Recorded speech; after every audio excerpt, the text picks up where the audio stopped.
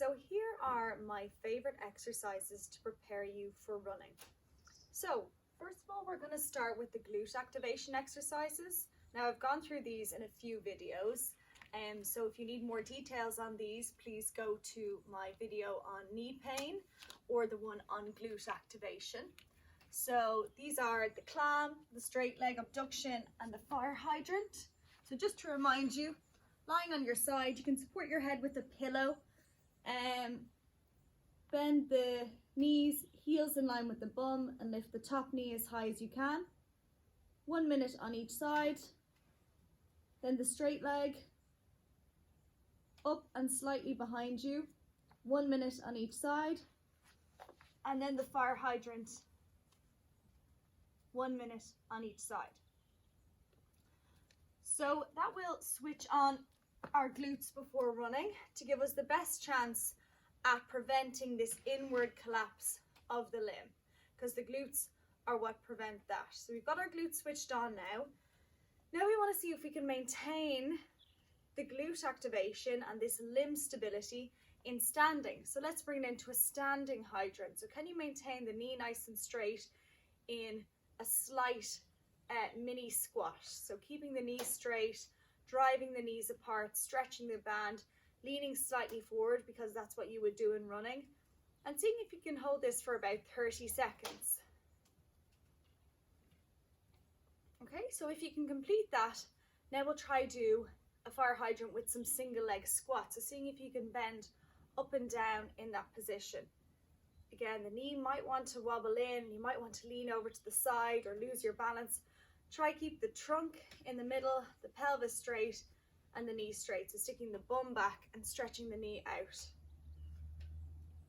So I would try 10 reps of the single leg squat in the fire hydrant. So we've got our 3 on the ground, we've got a standing hydrant hold for 30 seconds, and then we've got a standing hydrant squat, obviously on both sides.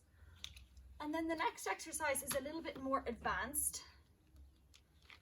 So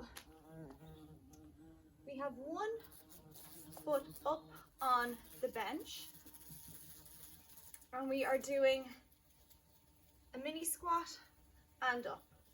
So we're trying to simulate running. 80% of your weight is going through the front leg and only 20% in the back. So you should nearly be able to lift up that back leg that's resting on a chair or the couch. And we're bending, keeping the knee straight, chest forward over the thigh, and then up. And when you can do the squat, you can progress that to coming up onto the toe. Because now we're incorporating glute, quad, and calf, because we're coming up. And I would advise you to look at yourself in the mirror when you're doing this, just to see if you have that limb alignment. Okay, so it's not a big sit back into a squat like Bulgarian split squat. It's just simulating running. And then if you can do that easily, you can progress it to single leg hopping. Seeing if you can maintain the limb alignment when you're hopping, because that's what running is. It's a series of single leg hops. So you need to be able to do that well in order to run well and keep your limbs aligned. So from the side, that would look like this. So just slight bend, up, progress to onto the toes, progress to hopping. I would do 3 sets of 10 of whichever one you are capable of doing. And then the last thing is we all need to be able to do 25 single leg calf raises.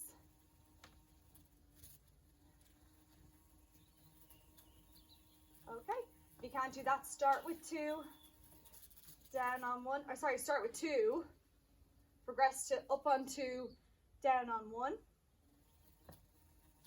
and then eventually single leg.